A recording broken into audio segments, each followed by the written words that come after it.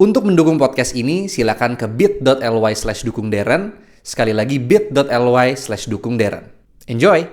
Di tahun 2018, PBB itu sempat bilang kalau bumi ini cuma punya 12 tahun lagi sebelum kita akhirnya bisa berhadapan dengan sebuah climate emergency. Are we truly heading towards a climate catastrophe? Dan kalau misalnya iya, apakah gambarannya tuh memang se-apokaliptik itu? Kalau kita Google definisi ekonomi, sebenarnya kan artinya adalah management of resources. So, sebenarnya dari dasarnya aja, itu pembahasannya resource. Jadi, sebenarnya sangat-sangat part of ekonomi yang sangat integral itu lingkungan gitu sih. Dunia udah serusak itu, isu iklim udah jadi masuk isu keamanan. Not even isu lingkungan lagi. Kalau misalkan nih, kita udah mencapai level yang separah itu, apakah baru setelah itu PBB punya kekuatan lebih tinggi atau negara akhirnya mengambil tindakan yang lebih serius? Hopefully not ya, hopefully kita nggak sampai ke level itu. Aku sempat nonton juga beberapa waktu lalu dan ada satu orang ini yang bilang kita tuh nggak bisa sebetulnya membandingkan negara berkembang sama negara maju karena yang tadi seperti lo bilang Kak, di saat kita masih dijajah 1700 cuman mungkin kita masih kerajaan gitu ya dan mereka sudah menemukan communism which is the antithesis of liberalism ya kan, jadi it shows just how far apart we are gitu in terms of economy. Tapi karena mereka sekarang udah let's say financially secure, mereka sudah maju, jadi mereka bisa memikirkan sustainability. Would it be accurate to say that security comes first gitu, before sustainability? Apakah green policies itu cenderung favoring the elite, favoring orang-orang yang memang memiliki kemampuan nih untuk let's say be more sustainable? Sebenarnya ini agak sedih, tapi I think ya kita masyarakatnya yang harus ngedorong sih. The elites will not change, mereka nggak akan berubah atas nama altruisme gitu ya, akan terus ya pasti mencari profit, mencari keuntungan. Jadi memang masyarakatnya harus protes, harus membentuk kekuatan kolektif gitu kan, bersuara. Mungkin memang agak susah kalau di Indonesia ya, karena memang sistem politik kita lagi di challenge gitu dalam hal sistem politik kita kan ya. Hopefully ini bisa terus dijaga sih semangatnya, karena kayaknya kedepannya justru malah makin susah juga nih sistem politik kita, jadi kita harus terus bersuara gitu. Hopefully aku nggak kena target ya kalau ngomong ini. The global elite is trying to stop us sebetulnya melalui internet, melalui kunci. Maybe.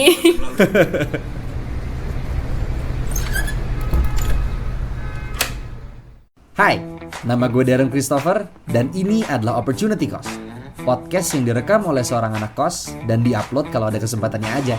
Join me and my guests and listen to well-curated talks about life, philosophy, comedy, and so much more. So sit tight and enjoy. Hey everyone, selamat datang di Opportunity Cost, podcast anak kosan yang dibuat kalau ada kesempatannya aja. Guest gue hari ini adalah orang yang sebetulnya gue udah kenal beberapa waktu lalu. She is an environmental activist. Dia sekarang bekerja sebagai Climate Solutions di Bumitera. Dia adalah founder dari Economy for Ecology dan sebentar lagi dia akan ngelanjutin pendidikannya di Master's Degree di bidang Environmental Sciences. Kak Naifa Uzlah, welcome to the show. Hi Darren, thank you for having me. Kita sebenarnya kenal itu 2022. Gue nggak tahu lo kenal gue atau enggak. Cuman dulu kita pernah ada lomba kampus HI gitu dan kebetulan lo waktu itu jadi chairnya di situ ya. Dan yes, kenal dong. Kan kenal ya. Okay. Kan dapat award. Iya betul. Tapi weirdly enough di hari terakhir lu nggak ada ya nggak sih? Pas awarding night itu atau ada juga? Ada dong. Ada ya? Jadi ada, lupa ya. Jadi cerita lucu sebenarnya gini, kan teman-teman tuh pada turun ke hall di bawah ini buat awarding night gitu. Gue tuh sama salah satu teman gue dari cabang perlombaan lain tuh masih di atas gara-gara ada salah satu kenalan kita yang handphonenya itu ketinggalan di Grab mobil, jadi kita ngurusin itu. Makanya pas turun awarding udah selesai, gue cuman ketemu Chair Dimas sama Chair Deva, tapi nggak ketemu lu, makanya gue kira lu nggak ada. Oke, udah duluan. Iya gitu, jadi makanya agak terlambat. Tapi artinya saat itu pas kita kenalan gue masih semester 5 artinya, and I guess lo juga masih kuliah ya atau dulu lu saat itu? Waktu itu aku masih skripsian sih.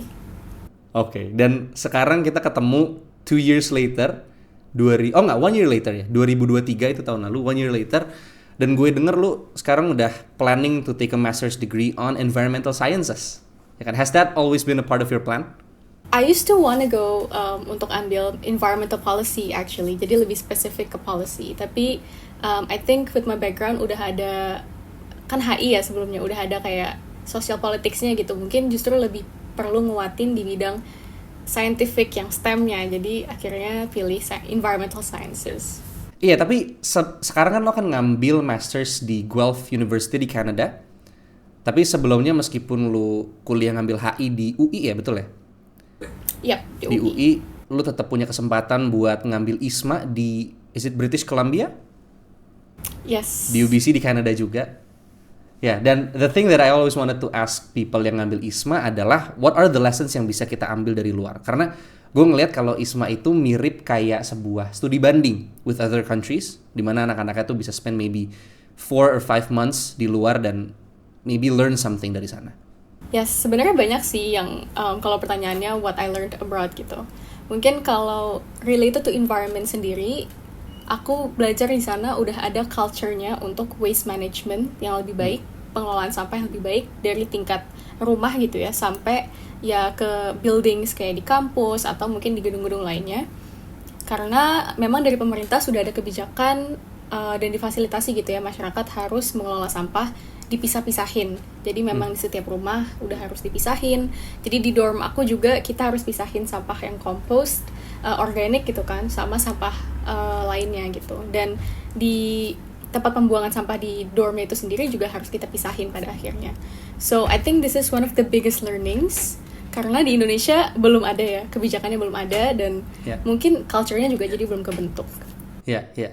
Tapi kan sebetulnya sekarang tuh kalau di kampus-kampus, at least di kampus gue, itu tuh udah ada kotak sampah yang spesifik gitu. Misalnya yang merah untuk organik, hijau untuk apa gitu.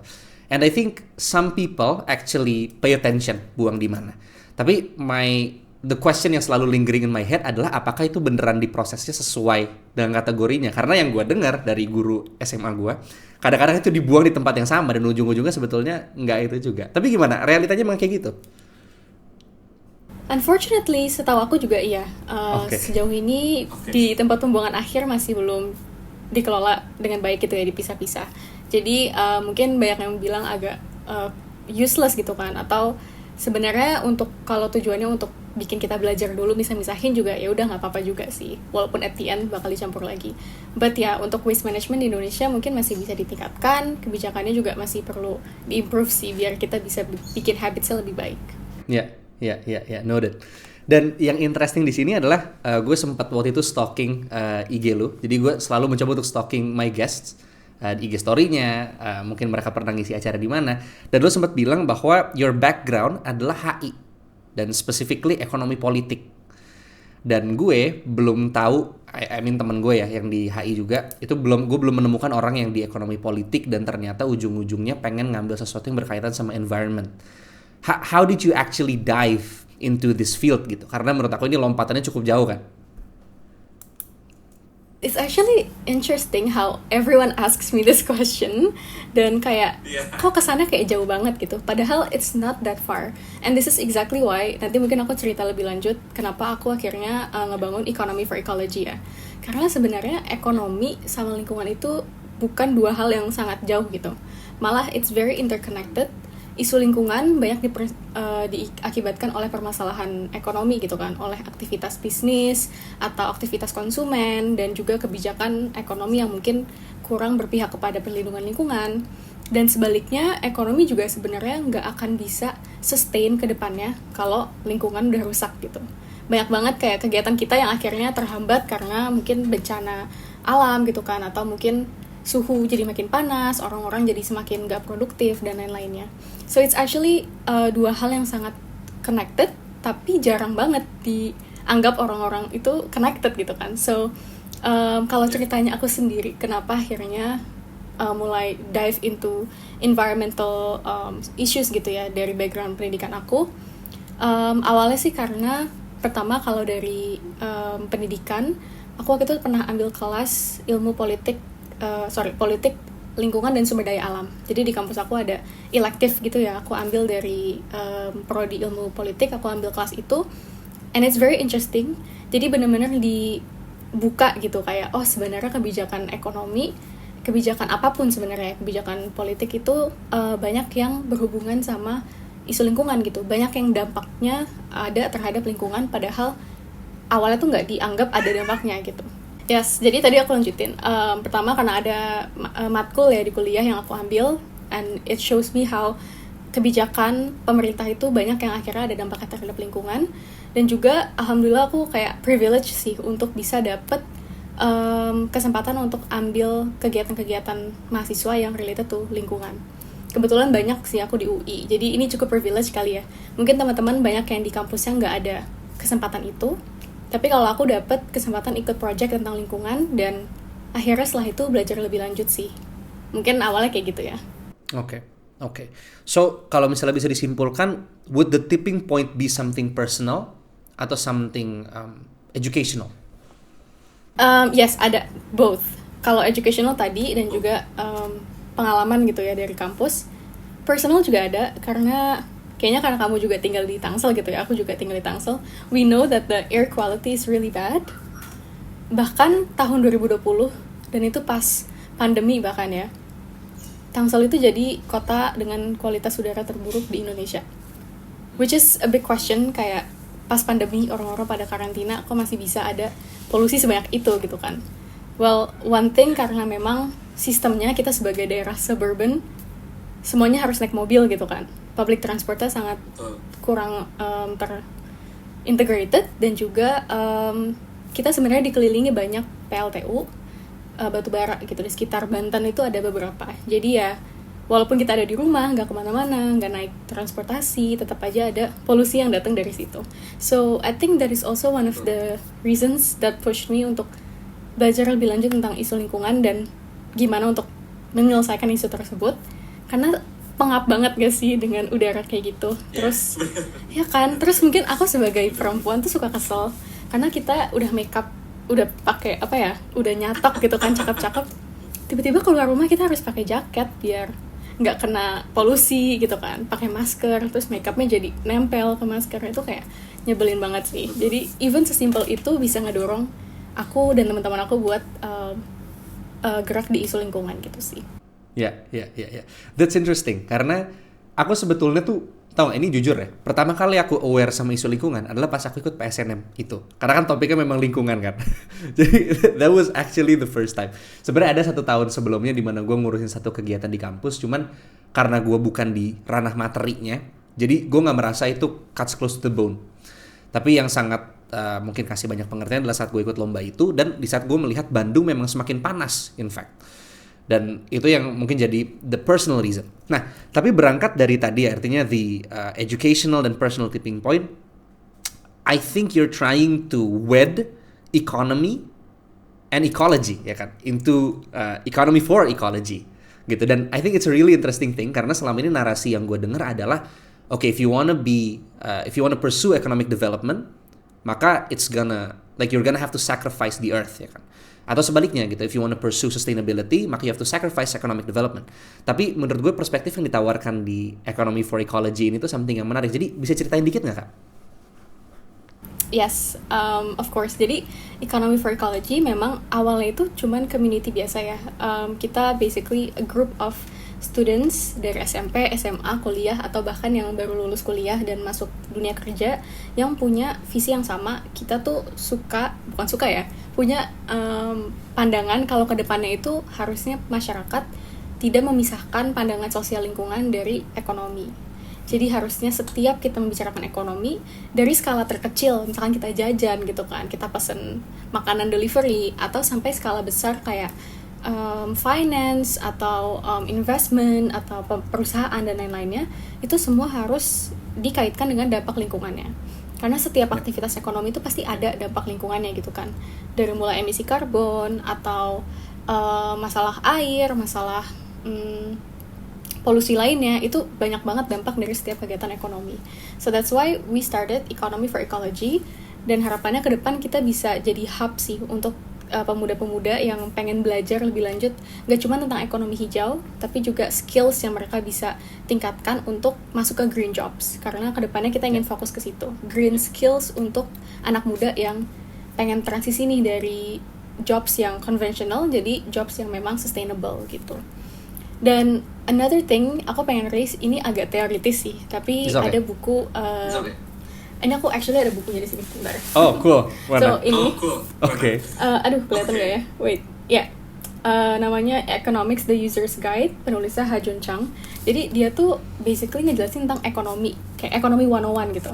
Yeah. But what's interesting here, dia bukan ngejelasin ekonomi yang biasa kita pahamin kayak cuman supply, demand, dan lain-lain. Dia benar-benar dari akarnya. Kalau kita Google definisi ekonomi, sebenarnya kan artinya adalah management of resources. Bukan cuan dan lain-lain yang kayak langsung duit gitu. Malah awalnya management of resources di household gitu kan. Sampai akhirnya management ke resource yang tingkat perusahaan, tingkat pemerintah kayak gitu. So, sebenarnya dari dasarnya aja, kalau kita ngomongin resources kan sumber daya alam, lingkungan gitu. Jadi dari awalnya Adam Smith atau sebelum Adam Smith mungkin udah ada scholar ekonomi gitu kan. Yeah. Sebelumnya tuh dari awal itu pembahasannya resource. Jadi sebenarnya sangat part of ekonomi yang sangat integral itu lingkungan gitu sih. Ya. Oke, kakak tadi raise banyak banget points yang interesting mengenai ekonomi, mengenai organisasi ini. Tapi tadi satu kata kunci yang agak pop up di aku adalah di saat kakak ngomong soal green skills. This is actually my first time hearing it. What does that mean? Sebenarnya itu mungkin karena banyak hal tentang sustainability itu masih berputar di echo chamber orang-orang yang memang suka sama isu lingkungan gitu ya. Yeah. Jadi kayak mungkin di luar movement itu belum banyak yang aware. Tapi basically green skills adalah skills yang keahlian yang bisa kita pelajari untuk masuk ke pekerjaan atau bidang-bidang yang terkait sama lingkungan atau yang memang tujuannya untuk memperbaiki atau melindungi lingkungan. Misalkan yang aku sedang latih saat ini dalam pekerjaan aku adalah greenhouse gas emissions accounting. Jadi mengukur emisi karbon dari suatu perusahaan atau entitas setiap bulannya gitu, dan harapannya kita bisa mengukur emisi tersebut biar bisa di-track. Dan kedepannya kita bisa tahu bagian mana sih dari operasi bisnis mereka yang kita bisa kurangi emisinya gitu. Yeah. So that's one of the green skills. Bisa juga kayak mungkin udah banyak yang dengar jargon ESG gitu kan, environment, social governance dalam investment. Dan banyak sih green skills, bisa yang teknis juga kayak di lapangan, mungkin ada yang bisa pasang solar panels dan lain-lainnya. Ya, I see. Oke. Di tahun 2018 PBB itu sempat bilang kalau bumi ini cuma punya 12 tahun lagi, i.e. 2030, sebelum kita akhirnya bisa berhadapan dengan sebuah climate emergency. Dan I think on the bright side kita bisa ngelihat kalau sekarang banyak pihak, baik LSM, baik OI, baik MNC yang mulai memperhatikan dan mencoba untuk inovasi gimana cara kita bisa mencegah hal ini. Misalnya ada yang namanya I think carbon tax ya kan. Jadi ada cap-nya sama ada taxes-nya gitu, yang kalau misalnya dia masih ada selisih nih dari kuota yang dikasih, dia bisa menjual itu kepada orang lain, tapi yang kelewatan itu mesti dikenakan denda gitu kasarnya ya. Dan I think there goes many innovations untuk menghadapi hal ini.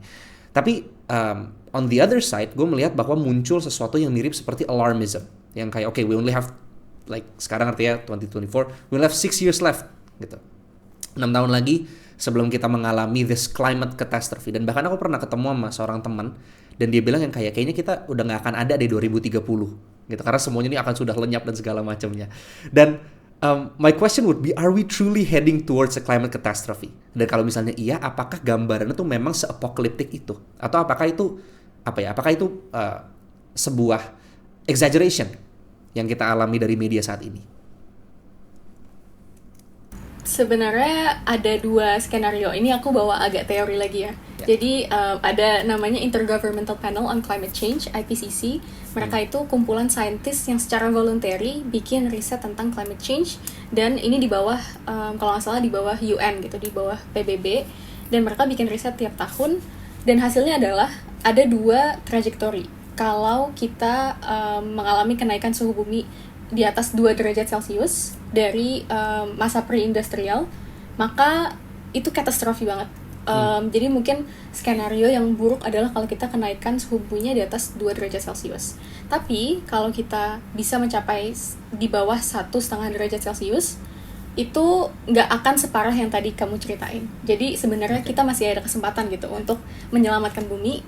Tapi memang 2030 disebut tipping point, karena setelah itu mungkin akan terlalu telat bagi kita untuk membatasi kenaikan suhu bumi tersebut, untuk mengubah habits kita, mengubah kebijakan, akan terlalu telat karena ya the damage has been done gitu sih.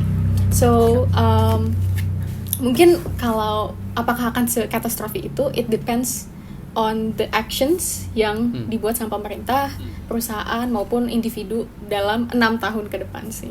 Ya, ya. Tapi kita coba bayangkan misalnya selama 6 tahun ke depan, amit-amit this Worst 2 case Celsius gitu ya. limit, worst case, nggak bisa dipenuhi. Dan what would the world look like?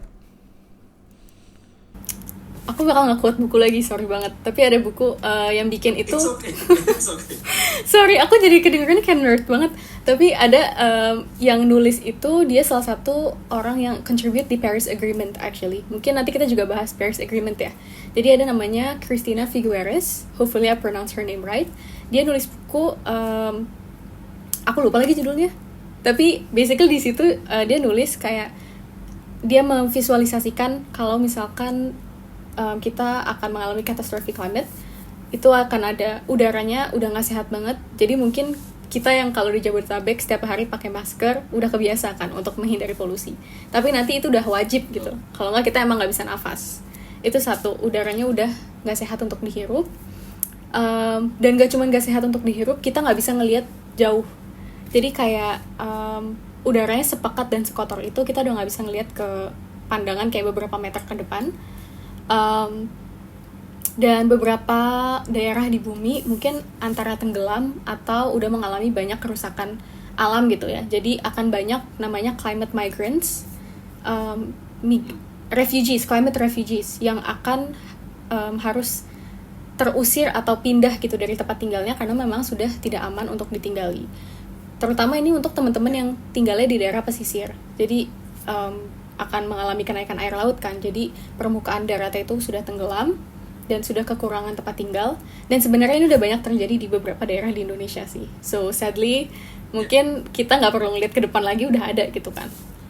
Dan ya itu kurang lebih gambarannya kayak gitu sih. Nanti aku coba cari judul bukunya, aku lupa. It's okay. Aku kemarin juga sempat riset mengenai aku lupa akronim siapa, tapi SIDS ya, Small Island Developing States. Dan ini negara-negara kecil ini mereka malah yang karena sangat dekat dengan laut tuh bukan hanya semakin tinggi tapi semakin asam gitu, sehingga itu secara naturally itu tuh merusak ekosistem laut ya kan. Lalu pelaut itu jadi harus semakin ke tengah untuk nyari ikan gitu ya, karena mereka udah nggak mau lagi kumpul di pesisir gitu. Dan I think what we're seeing right now adalah bentuk dari maybe prelude kepada climate catastrophe itu. Nah tapi here's an interesting thing. Kemarin aku sempat cari di internet, jadi biasanya nih Kak, sebelum aku bikin podcast ini, aku juga selalu coba gali dari dua sisi gitu. What the, let's say, mainstream scientists say, dan anti-mainstream scientists have to say gitu. Dan ada seorang Danish scientist dari Denmark yang namanya Bjorn Lomborg, aku nggak tahu Kakak familiar atau enggak gitu. Dan dia tuh bilang bahwa dia setuju, pernah dengar atau enggak? Nggak pernah dengar ya? Nah ini, ya jadi this one guy dia tuh sepakat bahwa climate change is happening. Tapi dia bilang bahwa most predictions of climate catastrophes are overstated. Dan bahkan dari sebelum kita dapat angka yang 2030 ini, PBB tuh udah kayak kasih beberapa kali yang kayak oke, kita akan mengalami this kind of catastrophe at this year, tapi itu nggak terjadi misalnya, atau this kind of problem this year, tapi nggak terjadi gitu. Sehingga dia tuh raising this position di mana we need to stop climate change, tapi I don't think it's gonna destroy us like at exactly 2030. Nah, my question would be, kalau misalnya di such a consensus, why does the climate debate still exist? Karena di internet tuh masih banyak kan orang-orang yang mereka menyangkal nih bahwa climate change is happening, that the climate catastrophe is soon upon us gitu. Gimana Kak? Hopefully aku nggak kena target ya kalau ngomong ini. Tapi soalnya sebenarnya ada namanya lobby orang-orang yang ngelobi agenda anti climate movement, dan kebanyakan itu dari industri batubara, bukan batubara doang sih, oil, gas, and coal, fossil fuel gitulah ya. Mereka company-company ini banyak yang melobi udah lama, udah dari beberapa tahun yang lalu.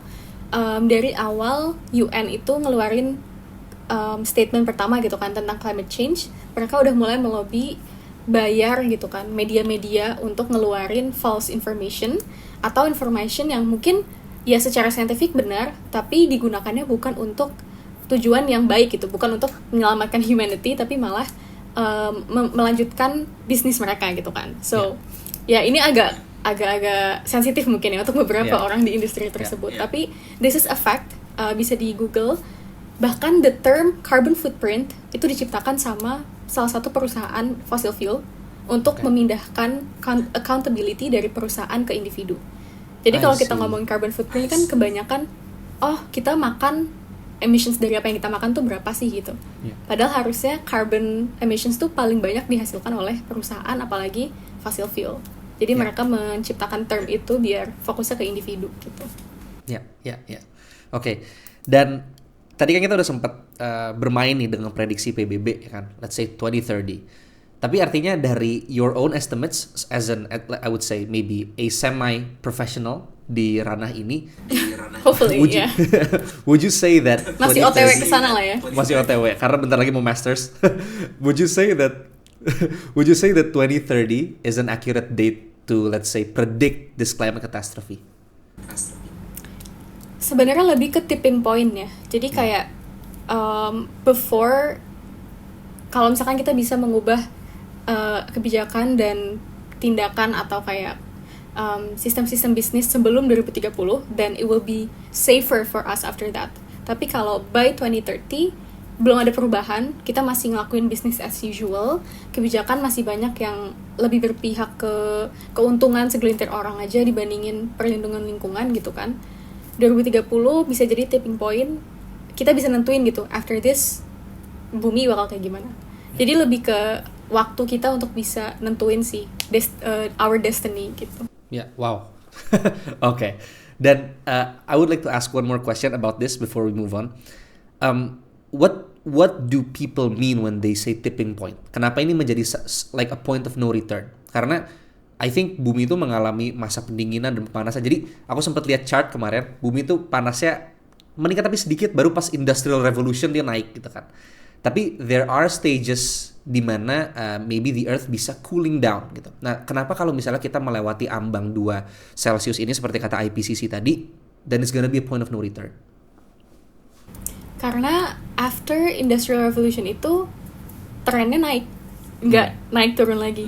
Jadi after Industrial Revolution yang terakhir ya, yang jadi steam atau yang jadi fossil fuel itu, memang trennya walaupun ada sedikit turun gitu kan, tapi overall tuh trennya naik terus. Bahkan 4 hari terakhir ke belakang dari kita hari ini 29 Juli, itu kemarin ada newsnya 4 hari ke belakang, itu hari terpanas recorded in the whole world.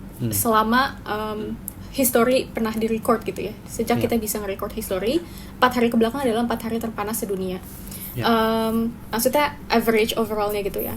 Nah, jadi pertama trennya itu memang semakin meningkat karena penggunaan aktivitas bisnis atau kayak penggunaan bahan-bahan kayak fossil fuel yang menghasilkan banyak emisi itu dilakukan secara masif sejak last Industrial Revolution itu sih. Jadi nggak ada berhentinya gitu. Setelah itu malah kita berkembang terus, pakai terus, dan sampai sekarang ya akhirnya emisinya terus-terusan naik gitu kan. Belum ada, paling istirahatnya cuman pas pandemi, which itu juga very brief, and then after that balik lagi gitu kan. Betul. So kalau misalkan dibilang kenapa sih 2030 jadinya point of no return, karena ya ditarik dari masa Industrial Revolution itu trennya selalu naik terus, dan kayaknya 2030 ini memang sudah saat-saat kritis gitu kan, yang setelah itu kita harus hati-hati gitu. Oke. Thank you. Tadi aku sempat tertarik banget sama policies. Tadi kan di awal we actually started with talking about policies. You actually wanted to take, I think, climate policies segala macam. Dan di COP27 di Mesir 2 tahun lalu artinya ya, gue tuh sempat jadi pembahasan waktu itu di kelas gue, di mana saat itu pokoknya pertemuannya itu berusaha untuk mensahkan a loss and damage fund, di mana katanya itu tuh berusaha untuk gimana cara kita nih bisa recover bareng-bareng gitu kan dari climate consequences ini, tapi sepertinya yang dibebankan adalah negara-negara maju sepertinya gitu. Nah, would you agree bahwa developed countries is responsible for most of the Earth's emissions? Historically, yes. Aku suka banget pertanyaannya soalnya kita kan anak HI. But ya, soalnya dulu aku, ini agak oot, tapi dulu kayak pas aku belajar HI terus mungkin sering bahas isu lingkungan, orang-orang tuh banyak yang nanya kayak HI-nya di mana bahas isu lingkungan. Padahal kayak there's literally this COP gitu kan, dan banyak banget isu lingkungan terkait dalam HI. But anyways, historically memang negara maju, developed countries atau industrialized countries kali ya kita sebutnya, memang lebih banyak menghasilkan emisi karena di saat kita negara berkembang masih dijajah atau masih berusaha untuk develop, mereka udah pakai steam, udah pakai teknologi-teknologi yang menghasilkan emisi lebih dulu gitu kan. So sejak tahun 1800-an kayaknya mereka udah mulai produksi masif menggunakan teknologi yang lebih maju, sedangkan kita masih ya nggak tahu kita masih ngapain gitu kan, masih dijajah dan masih tradisional banget. Jadi memang historically emissions mereka paling banyak, lebih banyak dari negara berkembang. But unfortunately ini agak nggak adil karena mereka udah stabil secara ekonomi kan. So negara maju bisa memilih untuk prefer ke sistem yang lebih sustainable. Udah pakai kayak ya carbon tax, carbon trade, udah pakai renewable energy. Sementara negara berkembang kita belum punya cukup kapitalnya, kita belum punya cukup resourcesnya untuk bisa menerapkan itu. So that's why negara berkembang mungkin sekarang kelihatannya lebih kotor, lebih buruk terhadap lingkungan dampaknya. Padahal kalau kita tarik ke belakang, ya historically negara maju yang lebih kotor gitu sih. Oke.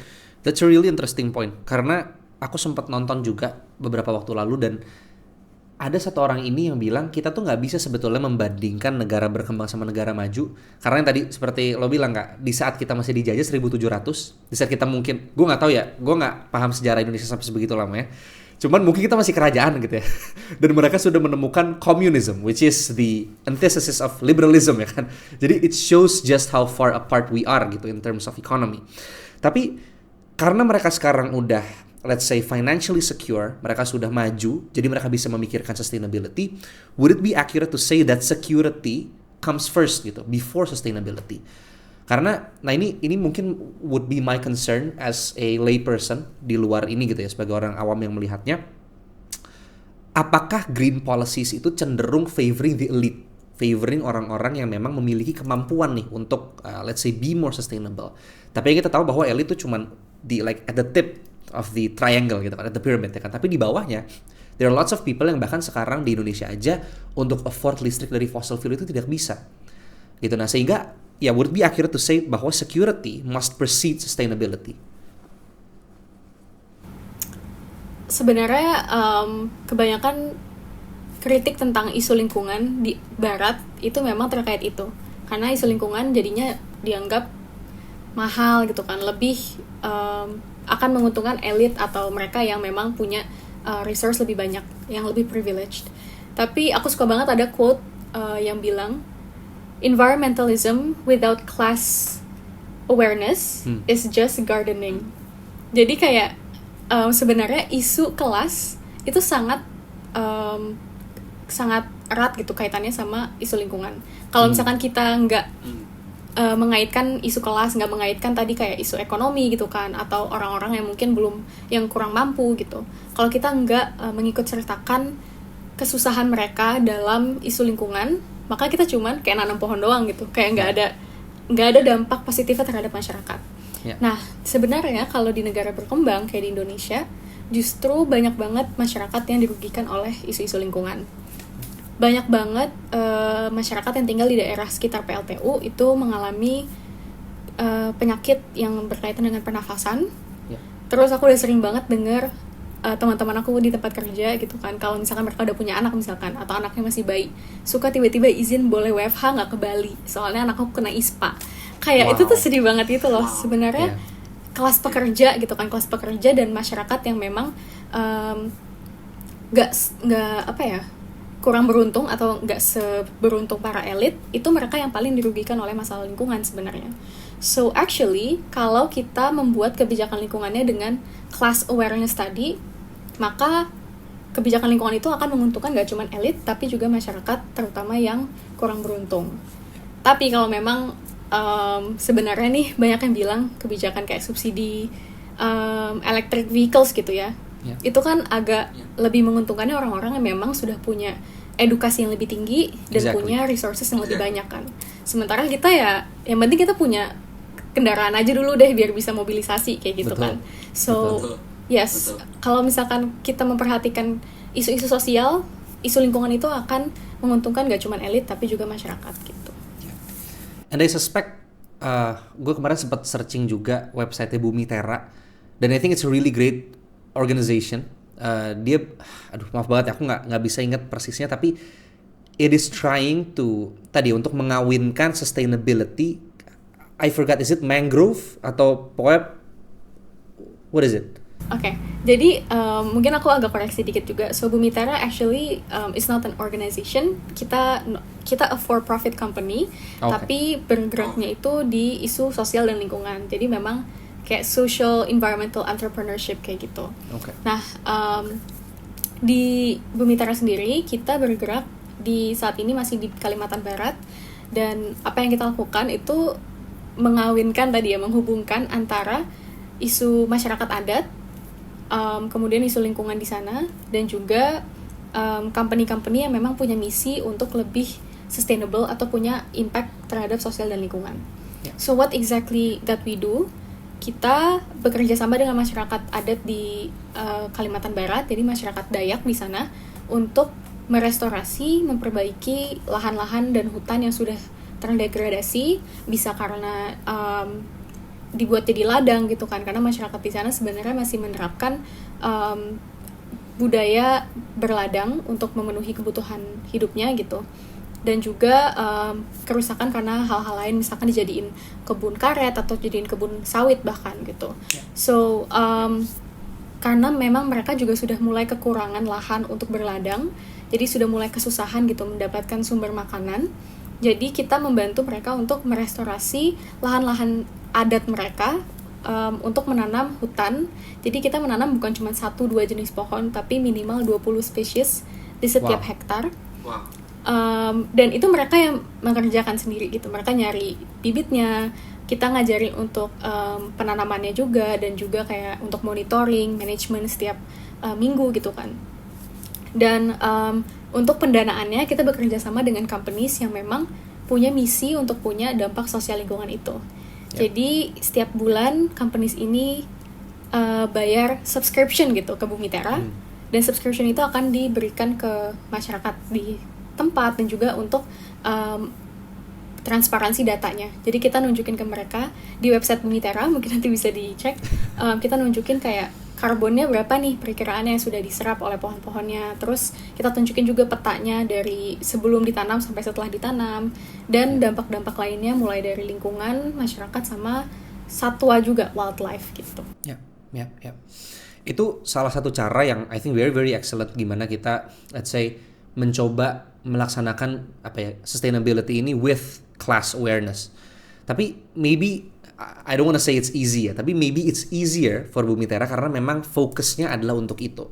Tapi like for countries yang saat ini harus menaungi begitu banyak let's say stakeholders ya kan, how can green policies also become inclusive gitu? Karena tadi kita tahu bahwa tadi kan bad side-nya adalah itu seringkali nggak sadar kelas, jadi banyak orang dirugikan gitu. Sementara yang elitnya mungkin menikmati itu, mereka dapat international credit for doing so gitu. Sebenarnya ini agak sedih, tapi I think ya kita masyarakatnya yang harus ngedorong sih. Karena the elites will not change, mereka nggak akan berubah atas nama altruisme gitu ya. Akan terus ya pasti mencari profit, mencari keuntungan. Sementara kalau kita dirugikan dan kita diem aja ya, nothing will change gitu for us. Jadi memang masyarakatnya harus protes, harus membentuk kekuatan kolektif gitu kan, bersuara. Aspirasi kita tuh apa sih, dan berusaha untuk didengar. Mungkin memang agak susah kalau di Indonesia ya, karena memang sistem politik kita kita lagi di challenge gitu dalam hal sistem politik kita kan ya. Tapi nggak ada salahnya. Jauh ini juga kayaknya kira-kira ini udah mulai banyak kan gerakan masyarakat untuk berdemokrasi gitu, untuk menyuarakan aspirasinya, dan hopefully ini bisa terus dijaga sih. semangatnya, karena kayaknya kedepannya justru malah makin susah juga nih sistem politik kita, jadi kita harus terus bersuara gitu. Aduh, aku agak takut nih. Nggak apa-apa, santai. Besok gue akan interview orang yang lebih menakutkan lagi kalau ngomong politik sepertinya. Jadi it's okay. Nah, but anyway, I think this is where the international political economy comes in. Gitu. Sangat HI. Gue pernah sekali ikut acara di kampus gue, ngundang dosen dari luar. Gue lupa banget itu ngomongin apa detailnya. Tapi dosen ini tiba-tiba, kita ngomong sustainability, tapi I don't know if it's planned or not. Dosen ini tiba-tiba bikin presentation on how palm oil bisa menjadi bisa menjadi a sustainable alternative. Gue nggak ngerti itu seperti apa detailnya gitu, tapi dia ngomong misalnya kayak ini dia yield a lot of crops gitu, jadi kayak meskipun dia sedikit lahannya tapi dia bisa banyak yang dihasilkan gitu misalnya. Lalu katanya dia juga bisa menyerap karbon dioksida dan segala macamnya gitu. Tapi di saat gue dengar orang itu ngomong, gue melihat reaksi dosen-dosen gue dan banyak dari mereka tuh disapprove, mereka nggak setuju sama itu. Nah, tapi di sisi lain gue sempat ketemu satu orang, dia works for the government, dan dia bilang palm oil sebetulnya bisa, tapi Barat itu nggak mau kita bisa menyaingi kemampuan ekonomi mereka, sehingga mereka pada akhirnya bilang nggak, palm oil is out of the discussion, we need to disable it completely. So my question would be, how much is this politically motivated? Everything is politically motivated. Dan ini kayaknya sebenarnya both can be right, both can be wrong gitu. Kayak menurut aku ya, memang palm oil, pohon itu nggak jahat. Jadi kayak even pohon palem itu nggak jahat. Ada benefits yang bisa dikasih ke masyarakat, bisa dikasih ke ekonomi gitu kan. But what can be not sustainable is the scale. Karena udah banyak banget perkebunan kelapa sawit berskala besar di Indonesia yang dibentuknya itu, dibangunnya itu nggak secara sustainable. Deforestasi kan, terus membakar lahan biar cepat lahannya bisa diubah jadi perkebunan kelapa sawit. Dan kalau ini dilakukan dalam skala besar, berkali-kali setiap tahun ada hutan yang dibuka untuk perkebunan kelapa sawit, of course it's not gonna be sustainable. Padahal banyak juga masyarakat yang bikin kayak perkebunan kelapa sawit kecil, kalau nggak salah disebutnya perkebunan masyarakat gitu kan. Dan mungkin kalau di-manage-nya dengan baik, itu bisa menjadi lebih sustainable. Tapi aku to be honest, aku bukan expert dalam hal palm oil sih, jadi kayak menurut aku skalanya itu sih, skala dan bentuk manajemennya yang memang jadinya nggak baik bagi alam dan satwa gitu. But at the same time, of course there is this political motivation dari negara lain yang mungkin juga takut gitu kan, atau gak mau disaingi oleh negara kayak misalkan Indonesia yang memiliki banyak resources untuk palm oil, karena mereka juga kan produce kayak sunflower oil dan minyak-minyak lainnya gitu. Iya, betul. So both can be right, but at the same time kita tetap harus ngelihat which one can be better sih. Kalau misalkan negara-negara maju nggak mau negara berkembang untuk bisa excel di bidang kayak palm oil, let's see, kayak sebenarnya kan memang ada benernya juga gitu. Indonesia mungkin lebih baik improve sustainability dari palm oil itu, atau ya beralih ke industri yang memang mungkin lebih sustainable tapi juga baik untuk ekonomi. But again, I'm not an expert at that, jadi take it with a grain of salt sih. Okay. Tapi artinya how can we actually achieve sustainability, like true sustainability? Karena kita tahu itu nggak bisa berat sebelah kan. If it's all about economic growth, maka the world will suffer gitu kan. Tapi kalau misalnya it's all about let's say environmental, maka tadi bakal banyak orang yang dirugikan karena itu. How can we actually in the international community achieve true sustainability itu? Karena artinya there's still political competitions going on kan. Yes, mungkin nanti banyak orang yang nggak tahu sih, ini aku agak seuzon, tapi kayak mungkin nanti beberapa orang yang nonton akan ngira kayak terlalu idealis atau kayak ini kayaknya susah di realize gitu kan. Tapi memang sebenarnya tuh ada yang udah pernah bikin riset tapi aku lupa. Jadi trennya memang kalau kita bikin kebijakan yang lebih pro lingkungan gitu ya, lebih sustainable, mungkin ekonomi akan turun sebentar, tapi lama-lama dia akan stabil lagi dan mungkin bahkan naik gitu. Instead of kita terus-terusan naikin ekonomi just for the sake of economic growth, tapi nanti di suatu saat ketika bumi udah nggak bisa menopang lagi gitu kan pertumbuhannya, bahkan udah nggak ada yang bisa ditumbuhin lagi gitu. Of course that economic growth bakal malah turun dan akan terus turun, nggak akan balik lagi. Jadi sebenarnya we need to mau nggak mau sacrifice for a bit di awal, turun sedikit dulu economic growth-nya, tapi yang penting kita bisa kayak bikin sistem yang lebih adil untuk masyarakat dan juga untuk lingkungan. And then after that, ketika kita udah mulai lebih stabil, akan balik lagi ekonominya, tapi nggak cuman GDP doang yang naik, tapi juga kesejahteraan masyarakat dan perlindungan lingkungan. I know this sounds kayak haha banget gitu, kayak maksudnya terlalu delulu gitu kan. Tapi it's possible, karena kalau nggak salah tuh ada negara yang udah implement this, aku lupa tapi apa. Cuman dia di awal-awal tuh memang udah ganti sistemnya jadi lebih sustainable di awal, and then after that ekonominya juga ikut naik gitu. Yeah. Would you suspect that there will be a lot of deaths involved kalau misalnya kita tadi ya trying to sacrifice the economy for a bit gitu? No, kalau kita nerapin sistem namanya just transition. Jadi sebenarnya udah banyak banget scientist, akademisi yang belajar gitu kan, gimana sih caranya kita bisa mengubah sistem perekonomian di negara maupun internasional biar lebih baik bagi lingkungan dan juga masyarakat dan ekonomi gitu kan. Dan ada namanya just transition atau transisi yang adil. Jadi pemerintah nggak cuman mengerahkan duit investasi ke industri-industri hijau, tapi juga mengajarkan masyarakat-masyarakat yang awalnya itu sumber penghasilannya itu di industri yang bisa dibilang kotor atau tidak ramah lingkungan. Jadi misalkan masyarakat yang kerja di industri fossil fuel atau pertambangan dan lain-lain, itu diberikan training skills untuk mereka bisa masuk ke industri yang lebih hijau. Jadi sembari kita menumbuhkan investasi di bidang-bidang yang ramah lingkungan, masyarakatnya juga dikasih capacity building gitu. Jadi kayak setelah itu mereka nggak langsung hilang pekerjaan aja. Dan masa transisi itu sangat penting. Jadi kita nggak bisa memang secara instan langsung ganti semuanya. That's not possible. Pasti akan ada yang dikorbankan. Tapi kalau kita hati-hati dan benar-benar menjadwalkan ada masa transisi untuk masyarakat juga, eventually akan lebih sedikit lah ya yang dikorbankan gitu. Ya. PBB itu menurut aku ya, as the greatest international organization, itu udah mengachieve banyak hal. Tapi in certain aspects, it's kinda sad to see gimana mereka tuh punya banyak inaccuracies, terutama misalnya mengenai SDGs, ya kan, dan juga mengenai Paris Agreement gitu. Gimana mereka nih pengen nih negara-negara net zero emission and stuff, and it doesn't seem like it's working gitu sampai saat ini gitu ya. So menurut lu what is the future of the Paris Agreement? Karena hingga saat ini, maksudnya Paris Agreement is one among many international agreements yang berusaha untuk memacu ke sustainability ini kan.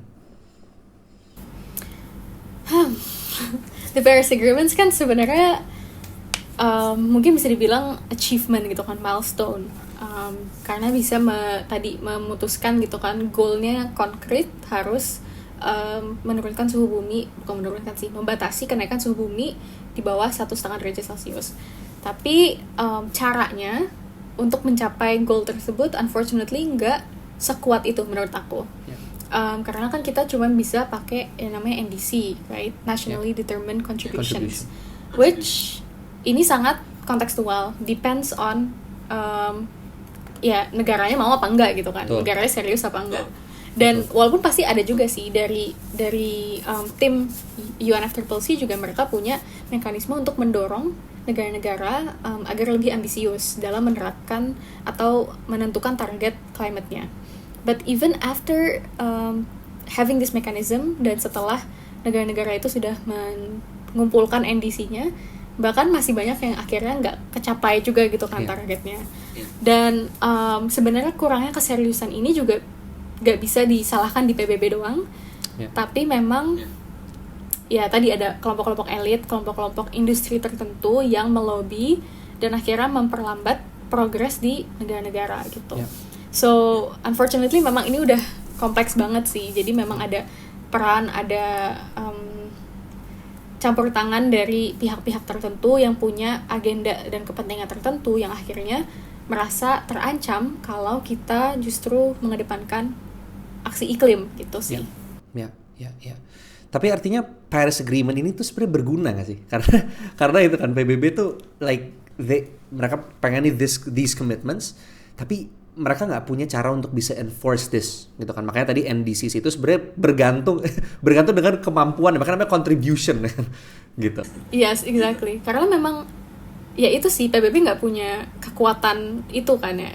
It's not a supranational body gitu kan. Dia cuman kayak ya udah bisa ngasih rekomendasi aja. Tapi sebenarnya ini aku pernah bahas di MUN. Jadi dulu aku sempat bakal ikut MUN. Topiknya itu climate migrants, climate refugees. Jadi ceritanya settingnya tuh udah di masa depan. Dan itu interestingly bukan di UNFCCC councilnya, tapi UN Security Council. Jadi di Dewan Keamanan. Karena topiknya refugees dan itu betul. Jadi topiknya adalah kayak dunia udah serusak itu, isu iklim udah jadi masuk isu keamanan. Not even isu lingkungan lagi, tapi kayak masuk ke isu keamanan gitu. So I think kalau misalkan nih kita udah mencapai level yang separah itu, dunia udah nggak aman karena iklim gitu kan. Apakah baru setelah itu PBB punya kekuatan lebih tinggi atau negara akhirnya mengambil tindakan yang lebih serius? Hopefully not ya, hopefully kita nggak sampai. ini pertanyaan agak OT. Tapi lu pernah kayak personally anxious gitu nggak sih? Kayak oh my god, people are doing what they're supposed to do, people are still emitting carbon banyak banget, and we're actually approaching this 2 degrees Celsius threshold gitu. Apakah lu pernah merasa like personally anxious for that? Of course pernah. Tapi mungkin bukan level individu ya. Kalau menurut aku banyak individu yang mungkin nggak punya privilege-nya gitu kan. Mereka memang nggak punya kapasitasnya untuk go more sustainable. Tapi yang bikin aku anxious lebih ke pemerintah sama perusahaan yang mungkin mengambil tindakan yang merusak lingkungan gitu sih. Aku ingat banget waktu itu nonton berita ada yang laut kebakaran. Ingat gak sih di Meksiko atau apa gitu? Ada laut kebakaran literally gara-gara yang apa sih kalau nggak salah buat ngebor minyak atau tumpahan atau ngebor gitu. Itu aku takut banget, benar-benar setakut itu kayak ini masa ini possible gitu, dan kita manusia punya kekuatan untuk melakukan itu kayak serem banget sih. Like what would happen if a lot more people do that? Itu kan bahaya banget gitu sih. Yeah. Tadi lu sempat. The answer is yes. Okay. So add one more to the anxiety list ya. Tapi tadi lu sempat mention bahwa sebetulnya agitasi lo itu ada pada pemerintahan dan multinational companies. Saat ini Indonesia tuh udah di mana in terms of baik NDC-nya, baik policies-nya gitu. Where are we right now? Karena jarang gue dengar isu lingkungan ini tuh dibawa sebetulnya. It's all about basically politik dalam negeri ya kan. Bahkan politik luar negeri aja gue jarang dengar. Ya begitulah. Aku agak takut nih jawabnya. Tapi aduh, sumpah aku agak kecewa banget. Baru banget hari ini. Aku nggak tahu, nanti mungkin kamu cut aja kali ya kalau terlalu sensitif. Okay, tapi ya aku tadi baru beberapa hari kebelakang kan ada berita yang badan organisasi keagamaan terbesar di Indonesia mengambil izin tambang. Itu aku kecewa banget sih. Aku kayak apakah separah ini gitu kan kondisi politik, kondisi kebijakan di Indonesia, dan juga yang pemerintah ngasih izin hak guna alam, hak guna usaha untuk hutan gitu selama 100 lebih tahun gitu. Itu kayak rasanya tuh hutan tuh kayak nggak ada harganya gitu. Cuman bisa dihargain kalau dijadiin, ditebang pohonnya, atau dijadiin tambang, atau dijadiin kelapa sawit dan lain-lain. Padahal hutan kita itu berharga banget gitu. Dan aku masih ingat dulu kita pas kecil tuh kayaknya sering dikasih tulisan di buku atau di berita, Indonesia salah satu jantung dunia gitu kan. Tapi kayaknya sekarang udah nggak benar gitu. Kayak statement itu kayaknya udah nggak relevan. Dan itu bisa nunjukin gimana kondisi kebijakan Indonesia memang saat ini masih belum leaning towards sustainability gitu kan. Masih ya tadi berupaya untuk fokus ke economic growth, masih fokus ke kepentingan-kepentingan yang memang mungkin cuan-cuan dulu gitu kan. Which at on a certain perspective mungkin bisa dibilang ya normal karena Indonesia kan masih negara berkembang gitu. Tapi sebenarnya kita nggak bisa ngambil cara berkembang kayak negara maju yang sebelumnya mereka itu berkembangnya terus-terusan pakai hal-hal yang banyak emisi. Karena unfortunately kondisinya udah beda. Dulu mereka bisa kayak gitu karena ya emisinya belum banyak di dunia kan. Tapi sekarang kita udah beda kondisinya. So we can't do the same thing gitu. Ya. Di titik ini gue melihat bahwa we're actually trying to redefine sustainability. Jadi sustainability itu adalah seperti perpaduan antara economic growth dan juga kesadaran bukan cuma terhadap lingkungannya tapi socially juga kepada orang-orangnya. Nah, in that regard, apakah kita bisa mencapai Indonesia Emas 2045 ini kalau misalnya memang yang kita lakukan masih seperti ini gitu? Karena gue sempat ngobrol sama teman gue, dia bilang kalau misalnya kita nggak tangani dengan baik secara ekonomi, dia ngomong secara ekonomi ya, bukan secara environment. Ntar mungkin lo bisa tambahin secara environment. Yang kita akan dapatkan pas bonus demografi adalah mass pengangguran, ya kan? Adalah mass kemiskinan, gitu. Tapi sekarang kita melihat bahwa Indonesia maybe is pushing the other way. Dia berusaha untuk I don't know, mungkin meningkatkan profitnya supaya GDP per kapita kita bertumbuh gitu. Tapi it's taking a huge toll on the environment, ya kan? Can we actually achieve Indonesia Emas 2045 itu kalau misalnya caranya seperti ini? Oke. Kalau nggak salah tuh Indonesia Emas 2045 kan sebenarnya berbasis pada SDGs juga kan. Dan aku waktu itu soalnya pernah datang acara terus yang ngomong tuh nggak salah dari Bappenas dan beliau nunjukin gitu kayak rencana-rencananya Indonesia Emas itu memang dilandaskan pada SDGs, jadi ada juga goals tentang iklim. Tapi memang ya masih di overshadow sama goals lain yang memang tentang ekonomi dan pembangunan. So mungkin kalau ngomongin kayak bonus demografi, I think zaman sekarang pun kita udah bonus demografi kan, kayak udah banyak masyarakat yang sebenarnya masuk ke yang kayak bisa masuk ke workforce tapi mungkin belum ada gitu kan workforce-nya. Nah sebenarnya this is also one of the things yang di highlight dalam just transition, dalam transisi ekonomi gitu, transisi ke ekonomi yang lebih sustainable.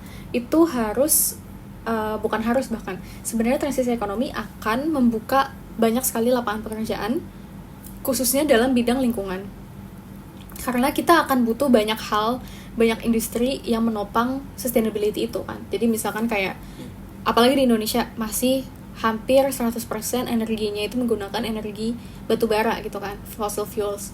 Nah, biar kita bisa transisi energi ke energi terbarukan, kita butuh banyak orang kerja di bidang energi terbarukan. Butuh banyak orang yang punya skills, pendidikan yang bisa maju ke situ. Jadi sebenarnya lapangan pekerjaan akan banyak terbuka juga di bidang green jobs itu sih. And by saying that kalau misalkan kita fokus ke sustainability nanti jadinya ekonominya mungkin dikorbankan, that's not necessarily true. Kita bisa banget bikin balance, atau at least tadi di awal ekonominya turun sedikit tapi after that jadi lebih stabil. Ya. Di level institusi atau di level negara, how can we actually change this? Saat ini kan artinya mindsetnya masih tadi ya, let's say traditional economically driven gitu. Gimana cara kita bisa ngubah ini? Yes. Karena aku bukan orang pemerintah, mungkin aku agak susah jawabnya ya. Tapi sebenarnya banyak banget sih. Kita bisa mulai dari hal-hal yang lebih fundamental kayak pendidikan. Menurut aku ini mungkin salah satu hal juga yang sebenarnya Economy for Ecology mau lebih aktif gitu kan, adalah di bidang pendidikan iklim. Karena untuk saat ini udah banyak masyarakat, banyak teman-teman organisasi komunitas yang mendorong peningkatan pendidikan iklim, karena mungkin kita bisa dibilang generasi terakhir yang gak dapat pendidikan iklim di sekolah kali ya. Untuk sekarang sudah mulai berkembang. Tapi keinget banget dulu tuh kayaknya bahas lingkungan, bahas krisis iklim itu cuman di pelajaran IPA, dan cuman kayak sebatas kayak gas rumah kaca. Iya, gas rumah kaca. Atau bahkan dulu tuh campaign tentang isu lingkungan di pendidikan tuh cuman buang sampah pada tempatnya gitu. It was very limited, kita nggak dapat perspektif itu, dan akhirnya masuk ke ranah pekerjaan profesional, ranah kebijakan juga jadinya pendidikannya terbatas terkait isu lingkungan gitu kan. So that's why banyak generasi yang sekarang ada di pembuat kebijakan itu ya belum terlalu peduli atau belum terlalu aware karena memang mereka background pendidikannya kurang cukup. Nah, bagusnya sekarang memang sudah lebih banyak generasi kita yang menyuarakannya. So hopefully nanti pas kita masuk ke umur yang membuat kebijakan gitu kan, harusnya hopefully udah lebih advance pendidikannya. Pertama itu sih dari ranah pendidikan. Kedua, sebenarnya agak susah sih, tapi kalau misalkan terkait pembangunan ekonomi dan gimana bikin lebih sustainable, memang harus dari aku gimana ngomongnya ya? Tapi biasanya sebenarnya energi itu yang salah satu yang paling penting, karena isu energi itu terkait sama banyak banget hal-hal tentang sustainability, dan juga energi itu terintegrated dalam kehidupan masyarakat. Jadi kalau misalkan kita beli suatu barang kan pasti ada energi di dalamnya gitu kan, dari distribusinya, dari produksinya. Jadi kalau misalkan pemerintah bisa mulai fokus ke at least energi gitu kan, transisi energi ke renewable energy, itu akan sangat cepat mengurangi emisi sih. Itu kontribusinya akan besar banget untuk mengurangi emisi dari sisi energi dulu. I think those two bisa jadi first steps untuk integrate sustainability ke ekonomi kita. Ya. And I think untuk kita bisa hire orang-orang yang memang punya concerns dan keahlian di bidang isu lingkungan sebagai policy makers, I think itu juga akan sangat membantu kali ya.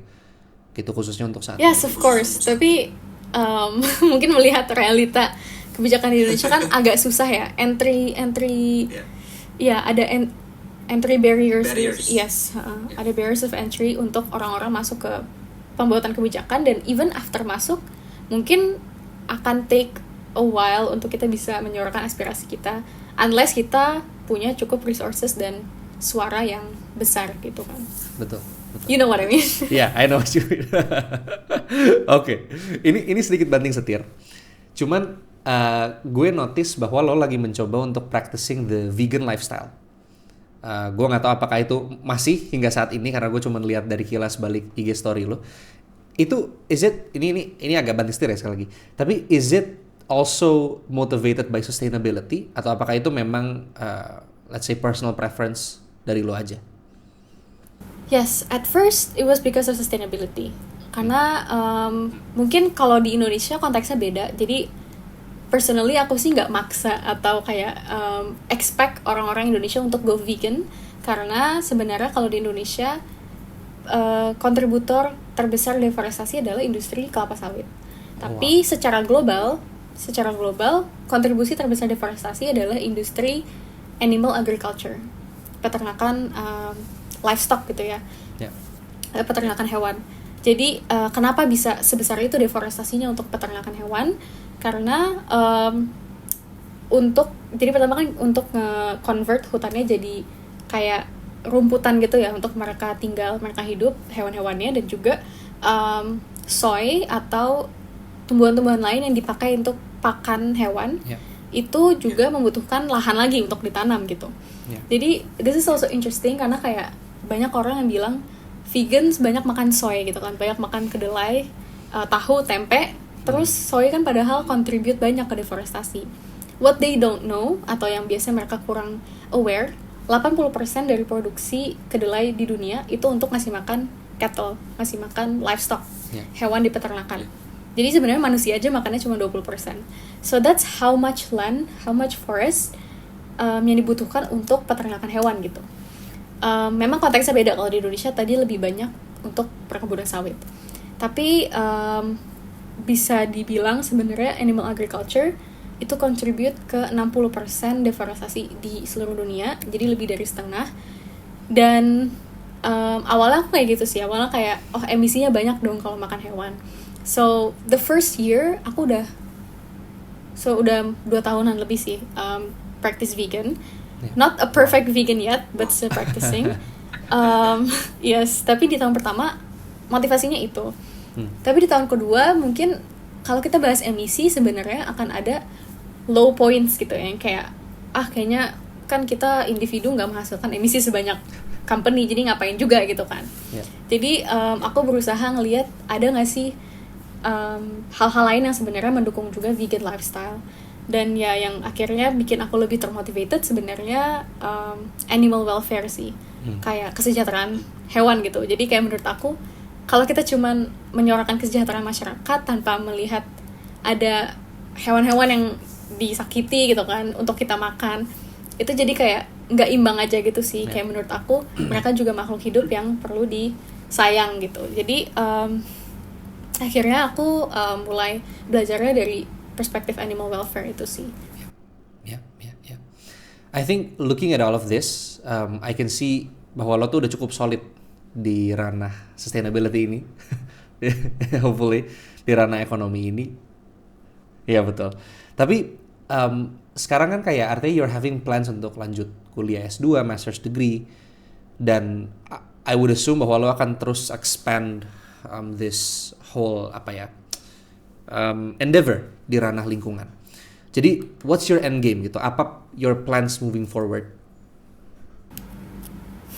Sebenarnya kalau ditanya ini aku masih belum tahu ya, karena mungkin masih muda juga kita, belum kebayang gitu nanti kedepannya apa. Aku pasti pengen explore beberapa bidang lingkungan, karena kan memang lingkungan itu ya bidang yang besar juga gitu.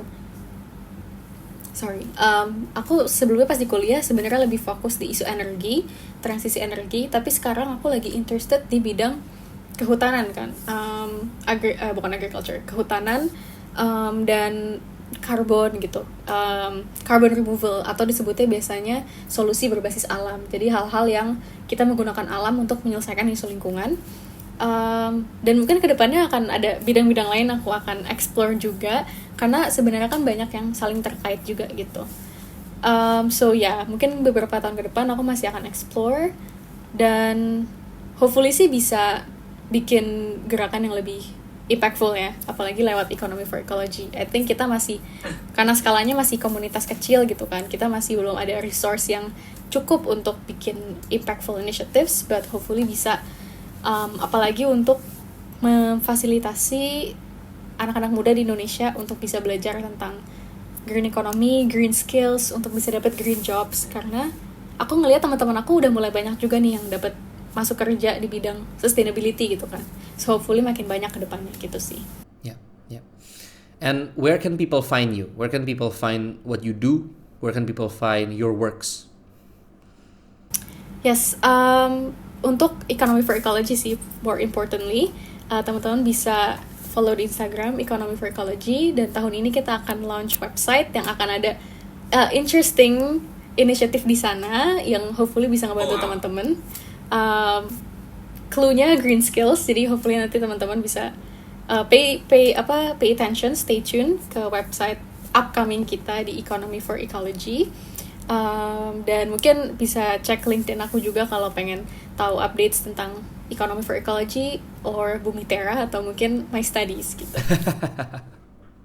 Okay. Kak Naifa, thank you so much for coming to the show. Thank you, Darren, for having me.